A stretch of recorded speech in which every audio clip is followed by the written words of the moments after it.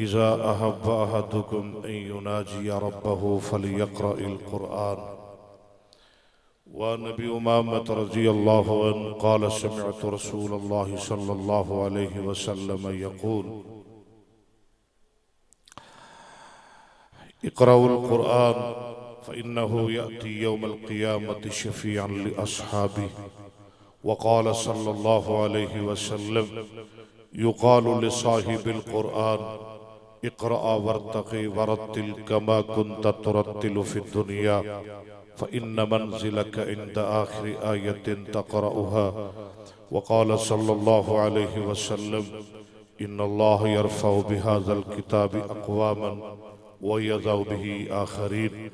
وعن أبي سعيد رضي الله عنه قال قال رسول الله صلى الله عليه وسلم يقول الرب تبارك وتعالى من شغله القرآن عن ذكري ومسألتي آتيته أفضل ما أوتي السائلين. وفضل كلام الله على سائر الكلام كفضل الله على خلقه. صدق الله ورسوله النبي الكريم.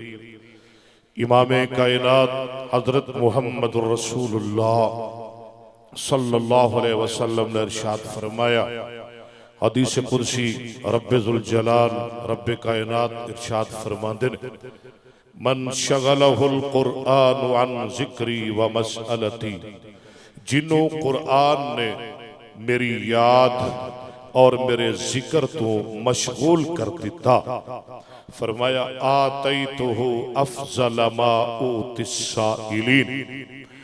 لوگوں رب ذوالجلال فرماندے نے ذکر کرنے والیاں، سوال کرنے والیاں اور دعا کرنے والیاں نو تے میں عطا کرنا ہی کرنا، لیکن قرآن پڑھنے والیاں نو ان نلو اعلیٰ تے افضل تے بہتر عطا کر دینا.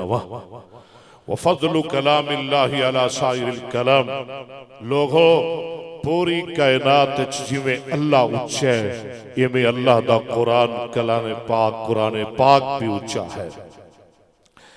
اور امام کائنات حضرت محمد رسول اللہ ذرا بول دے جاؤ صلی اللہ علیہ وسلم نے فرمایا اذا احب احدکم ان یناجی ربہ وفی روایت ان یحدث ربہ فلیقرأ القرآن.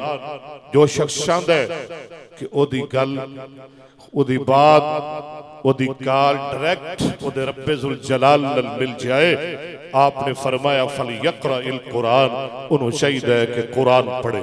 سبحان اللہ. آؤ در اللہ نال ڈریکٹ گل کریے. آؤ ایک دو ایتا قرآن پاک دیئے سن لو. فرمایا تبارک الذی جعل فی السماء بروجا. سارے کو سبحان اللہ. تبارک الذی جعل